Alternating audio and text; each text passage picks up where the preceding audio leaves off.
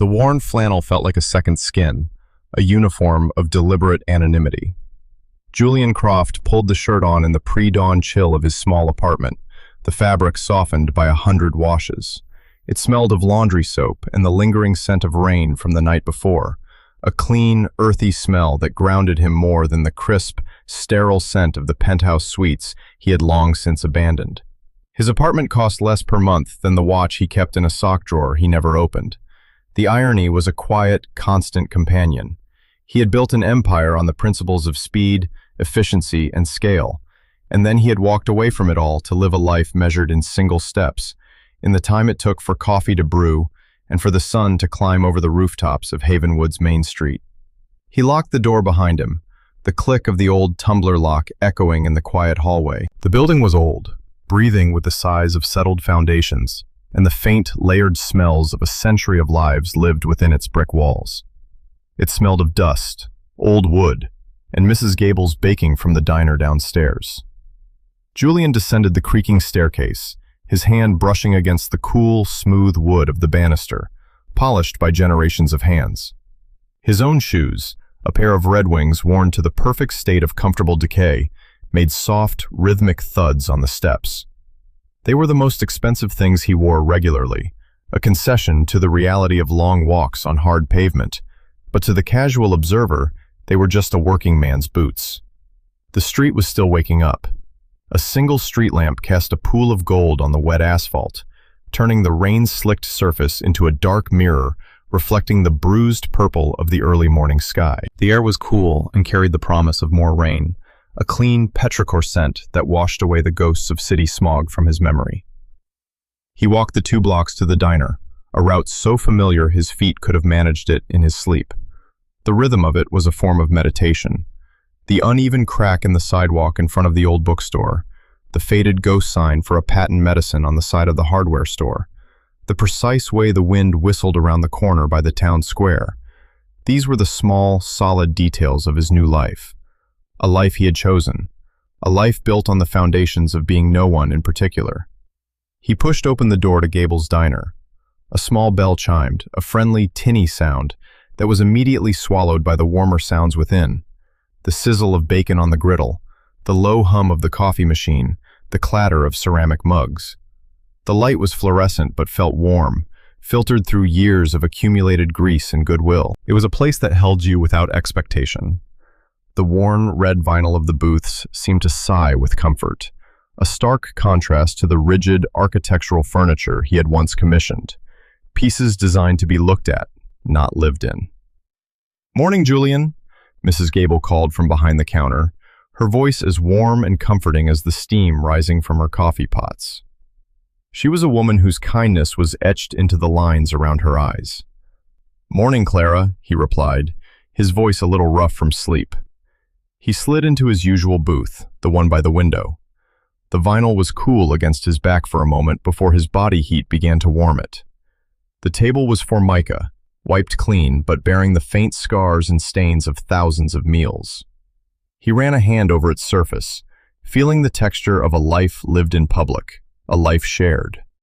Across from him, already nursing a mug of coffee, was Sam.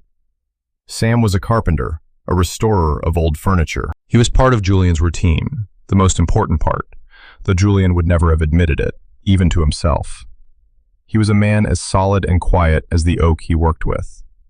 He looked up from the local paper spread before him and gave a small nod, a smile touching the corners of his mouth. "You're late," he said.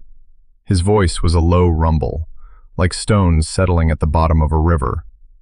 "Slept in," Julian lied. He hadn't.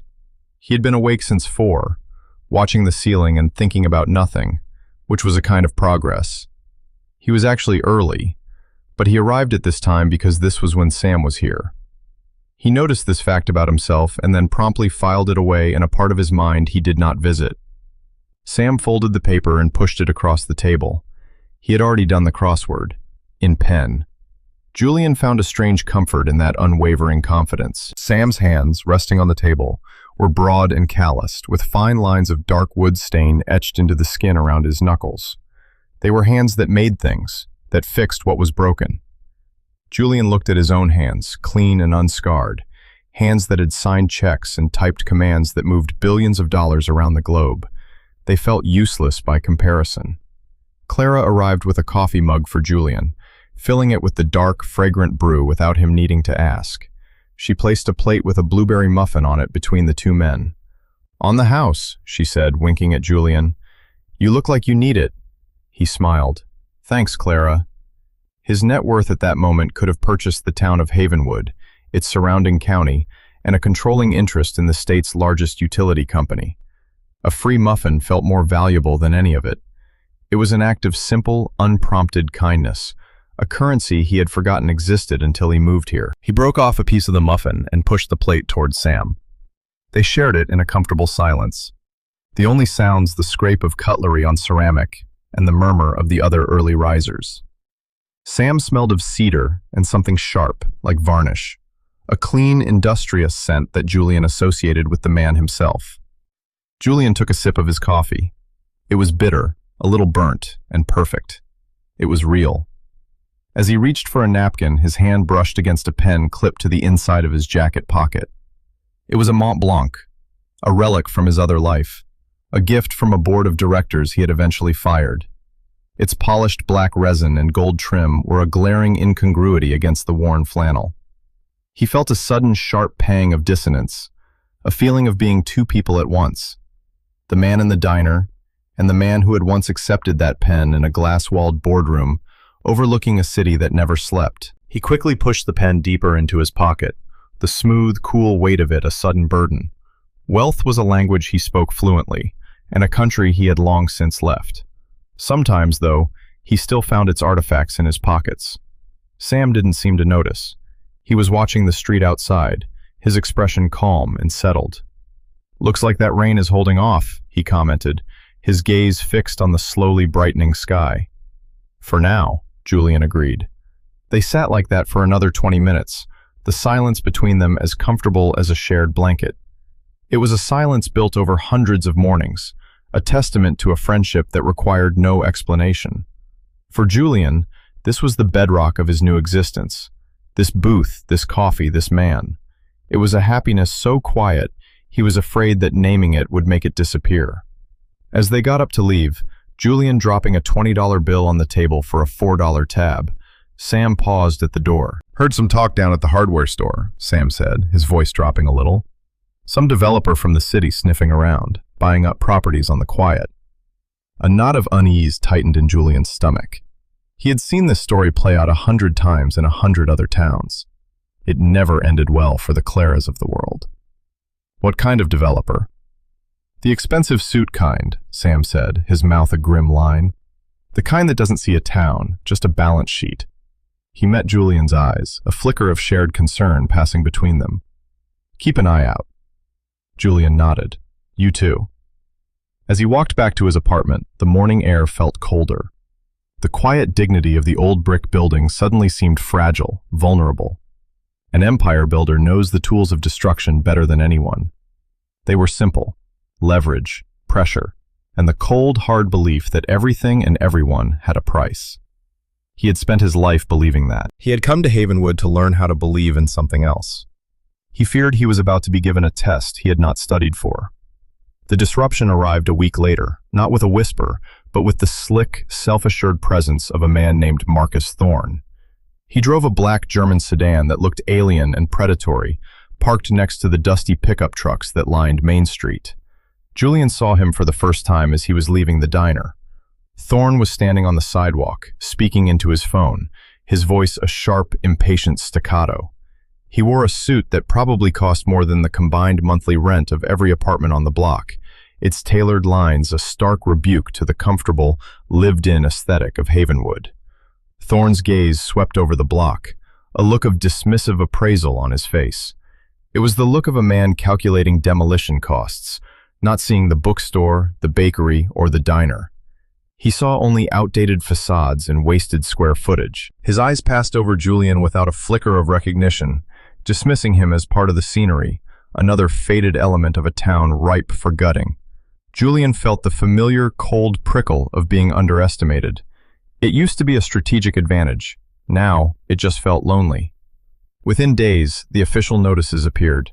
They were taped to the doors of the buildings on the historic block, including the one that housed Julian's apartment and Clara's diner, and the low-slung brick building down the street where Sam ran his workshop.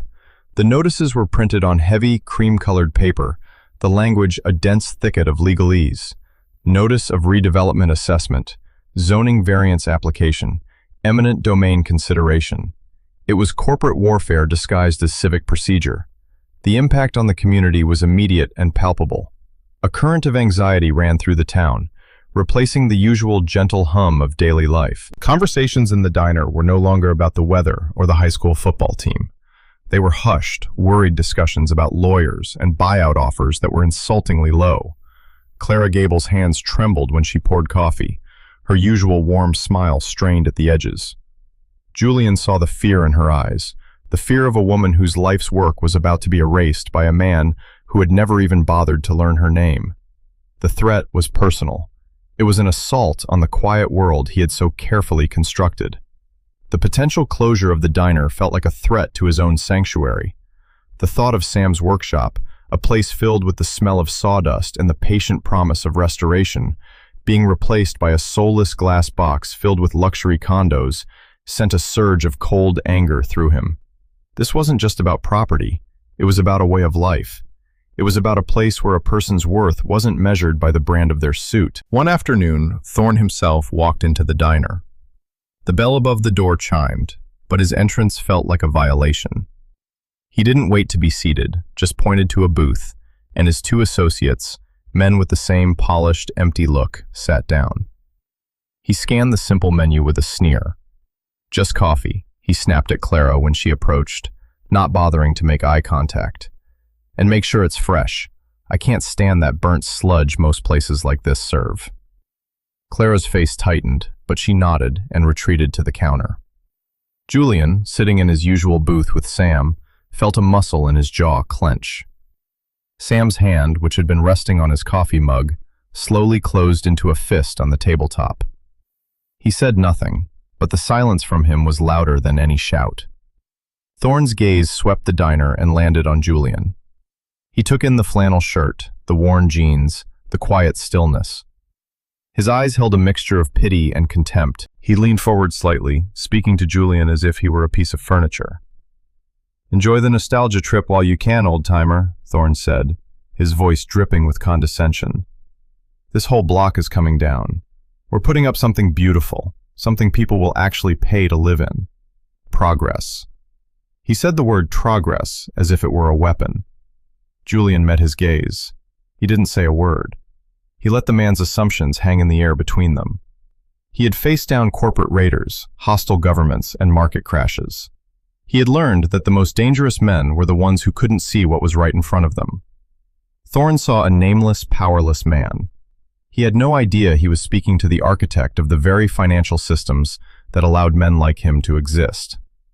The dismissal stung, but beneath the sting was a deeper, more troubling conflict. To act would mean to risk exposure. It would mean making a call, sending an email, reactivating a part of his life he had buried for a reason. Exposure meant the end of this quiet existence. It meant the end of being just Julian to Clara. It meant the end of the easy, uncomplicated friendship he had with Sam, a friendship built on the shared ground of perceived equality. If Sam knew who he was, that ground would crumble. The comfortable silence would be replaced by the awkward deference, or worse, the quiet resentment that always came with the revelation of his wealth. But to do nothing? To sit here and watch this bully tear down everything that made this place a home? To watch Clara lose her diner and Sam lose his workshop? The cost of staying hidden was suddenly measurable in the fear on his friends' faces. He looked across the table at Sam, whose jaw was still set, his eyes fixed on Thorne with a look of quiet, protective fury. He wasn't looking at Thorne with fear, but with defiance. He was worried, but he was ready to fight for his home. Julian felt a profound sense of shame. He had the resources to end this with a single phone call, and yet he hesitated, paralyzed by the fear of losing the one thing his money could never buy back, his anonymity. The life he had built was a fortress. The life he was living was a quiet, fragile garden. And Marcus Thorne was about to bulldoze them both. The choice was no longer about whether to act, but about what he was willing to sacrifice: his carefully guarded peace, or the peace of the only people who had ever seen him as just a man. The public meeting was held in the old town hall, a building that smelled of floor polish and civic duty. The room was packed, the air thick with anxiety and a simmering, helpless anger. Marcus Thorne stood at the front, flanked by two lawyers whose suits were as sharp and predatory as their smiles. He projected an aura of absolute, unassailable confidence. He was not there to negotiate, he was there to inform. He spoke about revitalization and economic opportunity, using words that glittered with promise, but were hollow at the core. He displayed architectural renderings of the proposed development, a sterile glass and steel monolith that had no relationship to the warm, historic brick of Havenwood. It looked like it had been surgically implanted from a major metropolis, a rejection of everything the town was. When he finished, the town mayor, a good but overwhelmed man named Peterson, opened the floor to questions. Clara Gable stood up, her hands clutching a crumpled piece of paper. Her voice, usually so full of warmth, was thin and trembling. "Mr. Thorne," she began, "my family has run the diner on that block for 70 years. It's more than a building to us. It's our life. Your offer, it wouldn't even be enough to start over somewhere else. Is there no room for compromise?" Before Thorne could answer, one of his lawyers stepped forward. "Ma'am, the offer is based on current market value appraisals, factoring in depreciated asset value and projected municipal redevelopment grants. It is, by all legal definitions, more than fair." The words were a wall of jargon, designed to intimidate and confuse. Clara sat down, her face pale, the fight visibly draining out of her. A few others tried to speak, the owner of the bookstore, a young family renting an apartment, and each was met with the same condescending legalese, the same polite, brutal dismissal. Julian watched, his anger a cold, hardening weight in his chest. This wasn't a discussion, it was a public execution of a community's heart. He stood up. The room quieted slightly. He didn't raise his voice, he didn't need to. "Mr. Thorne," he said, his tone even and calm, "you cited Section 4, subsection B of the Municipal Zoning Code as grounds for your variance application. Could you clarify how that applies, given that the 1987 Historical Preservation Overlay explicitly designates this block as exempt from commercial fast-track redevelopment?" The room went completely silent. The question was precise, informed, and utterly unexpected coming from the man in the flannel shirt. Thorne's lawyer blinked, momentarily caught off guard.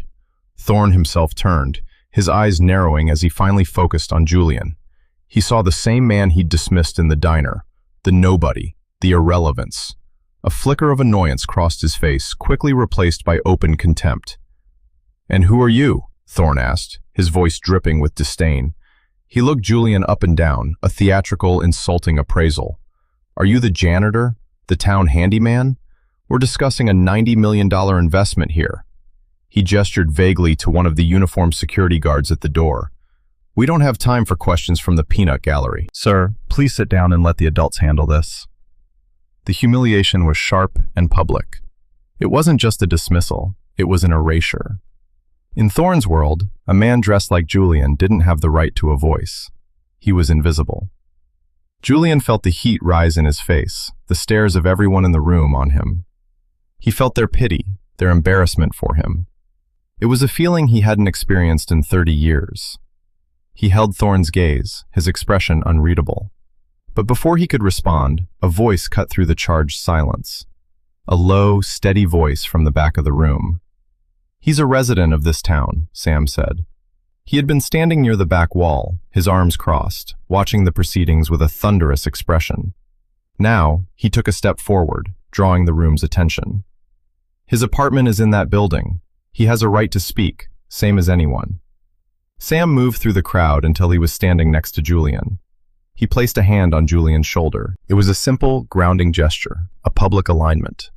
The warmth of his hand seeped through the flannel, a solid, unwavering statement of support. It wasn't a defense of a billionaire, it was the defense of a friend. Thorne scoffed, looking from Sam's work-worn clothes to Julian's. "Ah, the whole welcoming committee. How quaint." He waved a dismissive hand. Your concerns are noted. Now, if we can get back to the actual business at hand. He turned his back on them both, a final, public statement of their irrelevance. Julian sat down, but he barely felt the hard wood of the chair. He was acutely aware of Sam's presence beside him, the silent, steadfast solidarity. Sam didn't remove his hand for a long moment. He was a bulwark against the tide of humiliation. In that moment, Julian felt the full, crushing weight of what he stood to lose.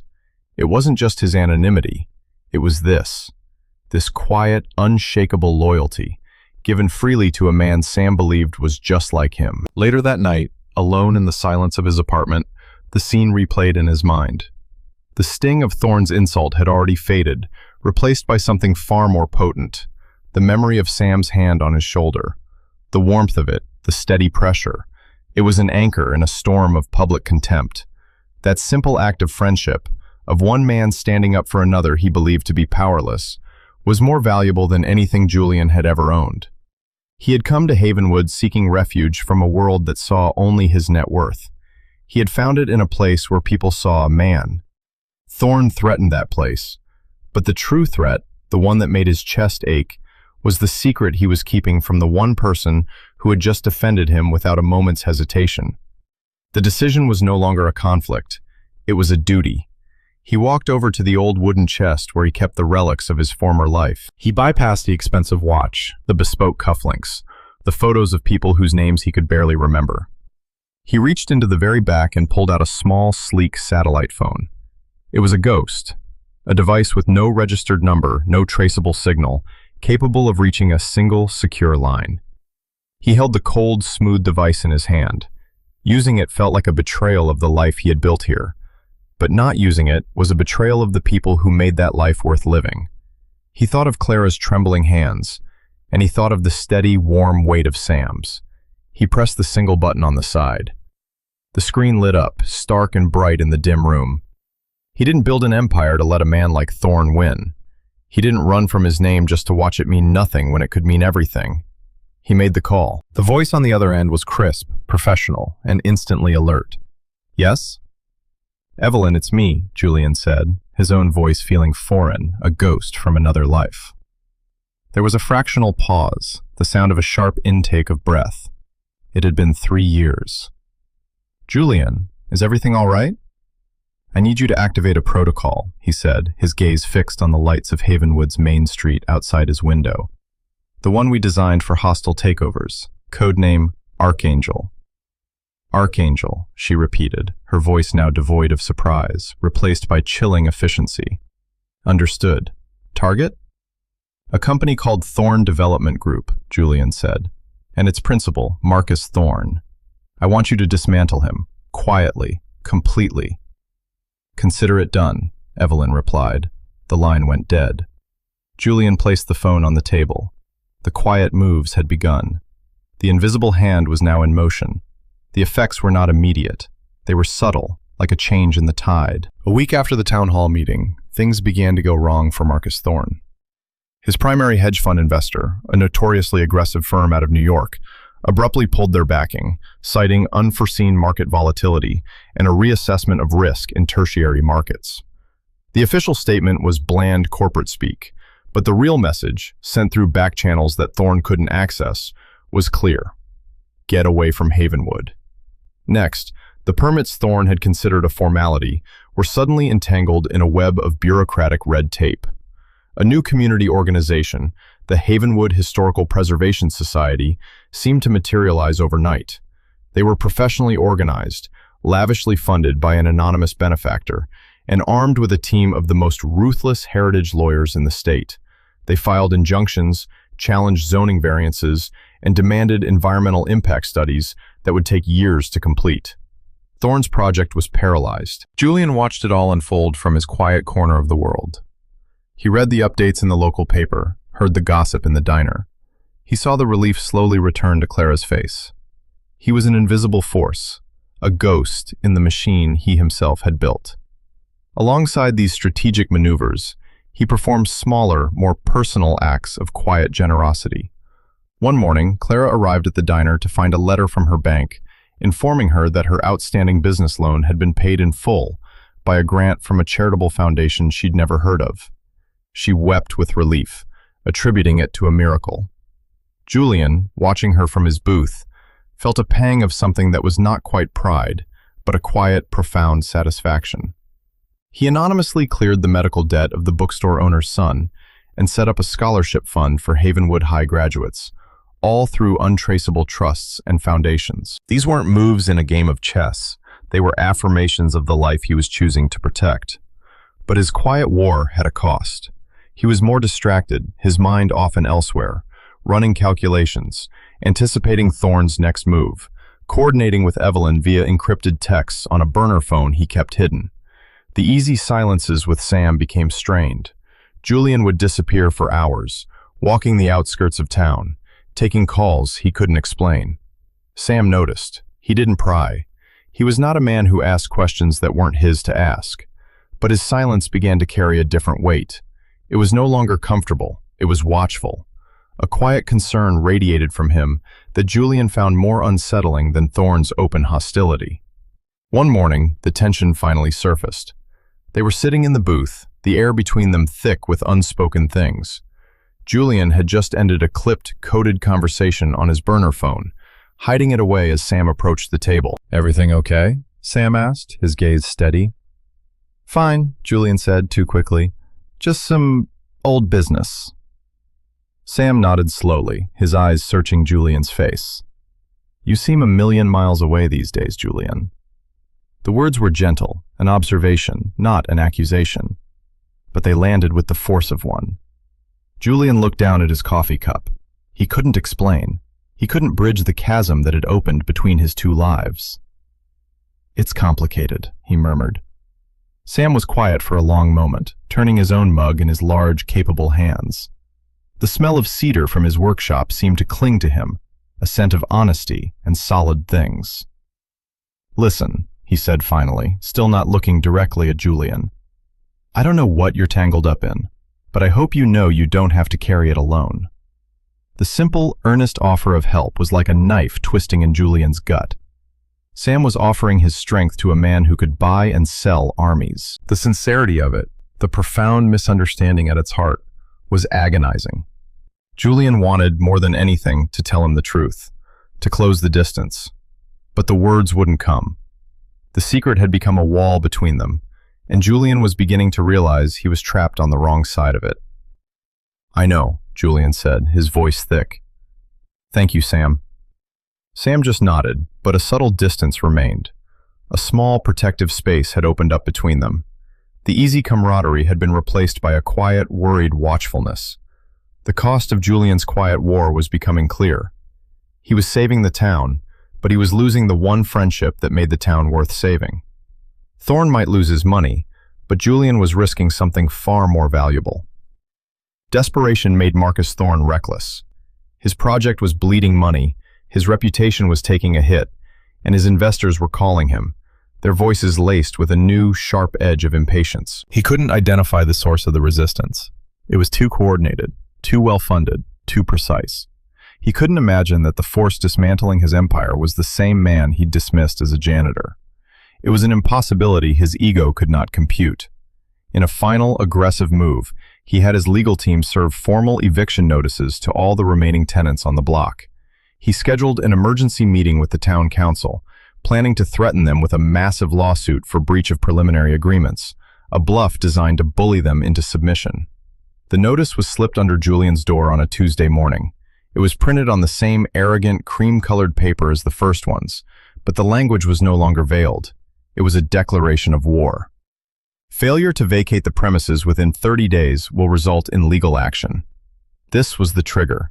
The final, irrevocable line had been crossed. Julian looked at the paper in his hand, the official letterhead of Thorne Development Group, and felt a profound, cold calm settle over him. The performance was over. The town hall meeting was even more tense than the first. Thorne was visibly agitated, his polished veneer cracked. He launched into a tirade, accusing the council of bad faith negotiations and bowing to sentimental anti-progress hysteria. He threatened to sue the town into bankruptcy. "This project is going forward," he shouted, his voice echoing in the silent room. "And the handful of squatters standing in the way will be removed. Legally, of course." His eyes swept the room and landed on Julian, who was standing quietly at the back, near the entrance. A cruel, triumphant smirk touched Thorne's lips. It was then that the sound began, a low, rhythmic chopping that grew steadily louder, a sound completely alien to the quiet afternoon of Havenwood. It grew from a distant thrum to a deafening roar, rattling the windows of the old town hall. Everyone turned toward the windows. A sleek black helicopter was descending, its rotors whipping the leaves of the oak trees in the park into a frenzy. It touched down on the grass with a grace that seemed impossible for a machine of its size.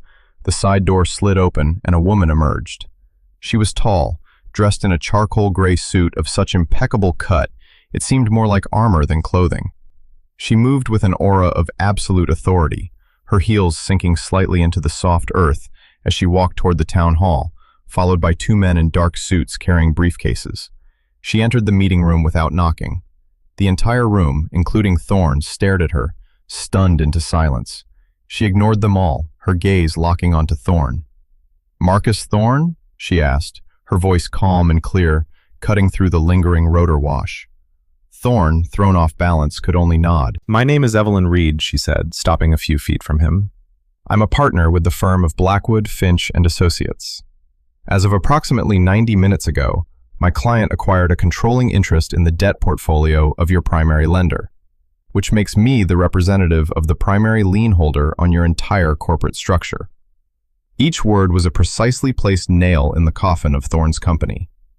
Thorne's face went slack, the color draining from it. "What? That's impossible. That portfolio is held by a Cayman Islands trust." "It was," Evelyn corrected gently. "It has been purchased. I also represent the legal owner of this building, the diner, the bookstore, and in fact, every commercial and residential property on this entire block." A wave of murmurs swept through the room. Thorne stared at her, his mind visibly struggling to process the scale of his defeat. "Who?" he whispered, his voice cracking. "Who owns it? Who are you working for?" Evelyn Reed did not look at him. Her gaze lifted, sweeping over the crowd until it found the man at the back of the room. She looked at the man in the worn flannel shirt, the man Thorne had called a janitor. "My client," she said, her voice carrying to every corner of the room, "is Mr. Julian Croft." The name hung in the air.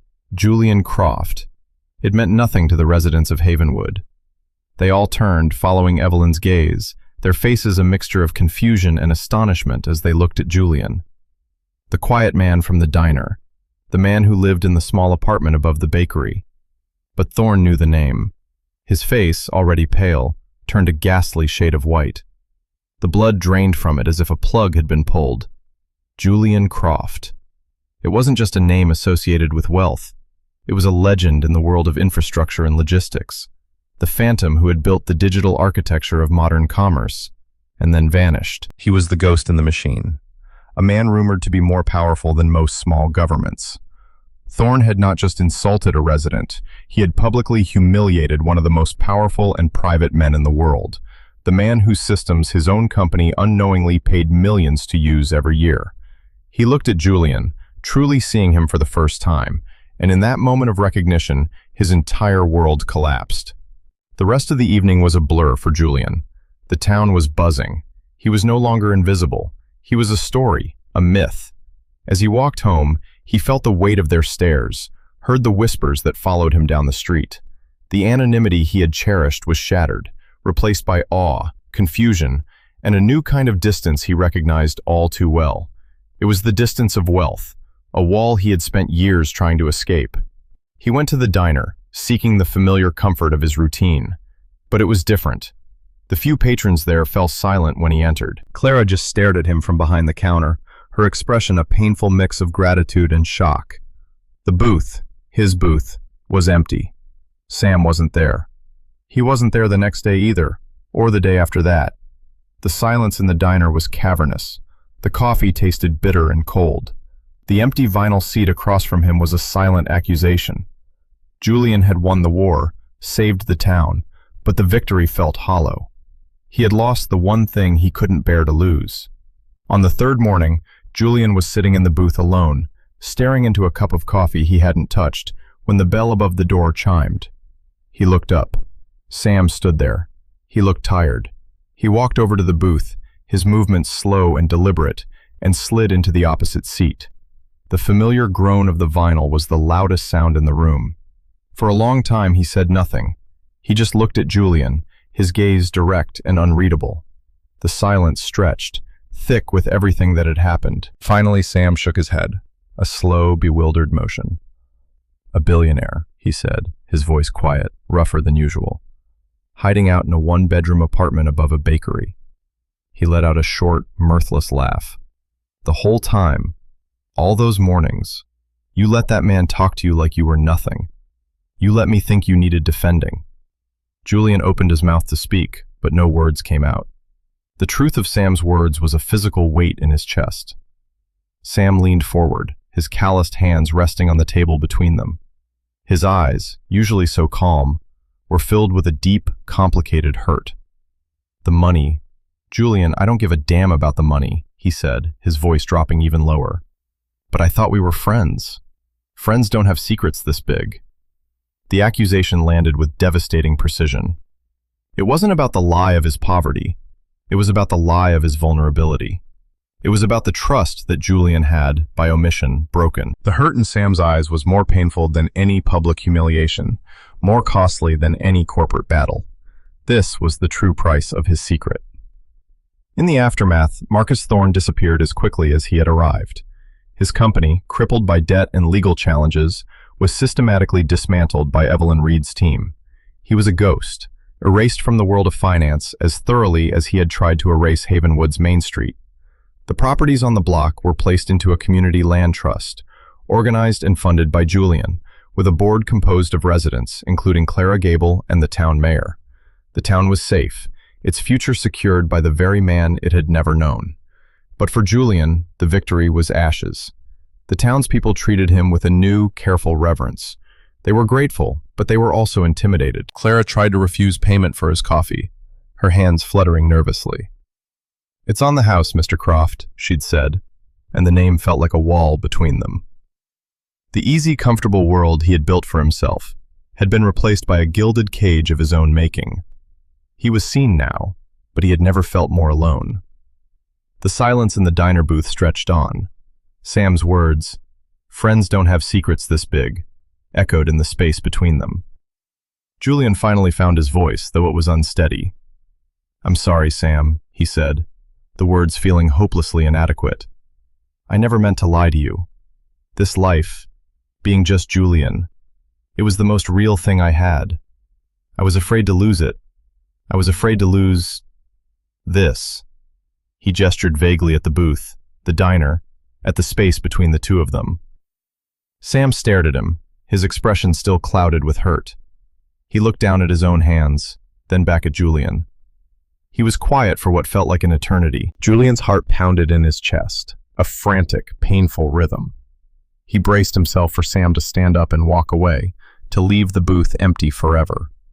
But he didn't. Instead, Sam let out a long, slow sigh, a release of breath that seemed to carry the weight of the past few days with it. He reached out, not to Julian, but to the metal sugar dispenser in the middle of the table. He slid it across the formica, pushing it toward Julian's side. It was a simple, familiar gesture, an echo of 100 other mornings. "I'm not going anywhere," Sam said, his voice firm again, the roughness smoothed out into something solid and sure.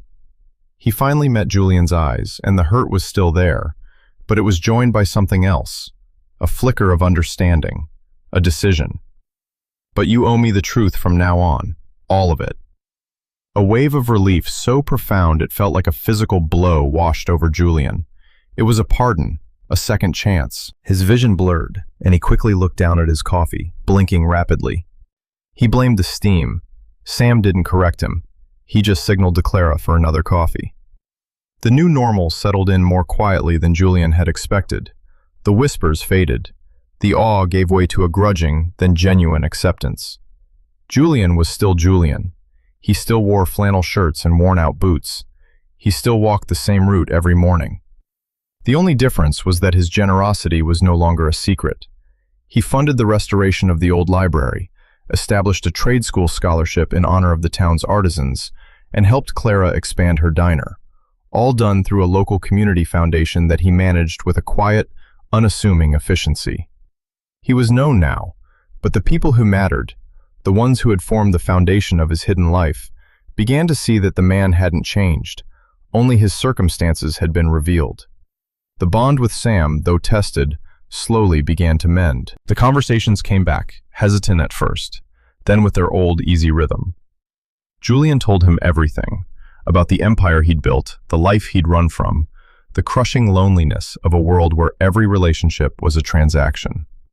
Sam listened, not with awe, but with a quiet, empathetic gravity. He didn't offer solutions, he just listened.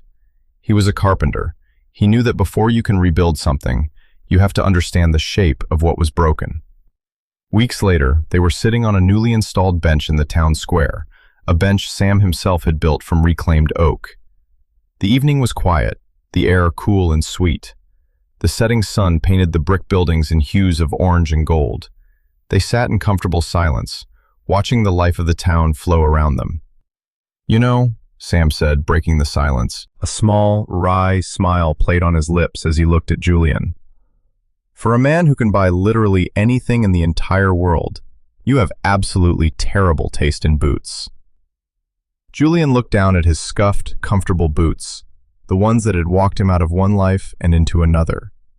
He looked back at Sam, at the genuine amusement in his friend's eyes, the easy affection that he thought he had lost forever, and he laughed. It wasn't a quiet, wry chuckle. It was a real, deep, unburdened laugh, the kind he hadn't managed in years. The sound of it filled the space between them, warm and solid, a bridge built not of money or power, but of something far more durable. He was seen. He was known. He was home.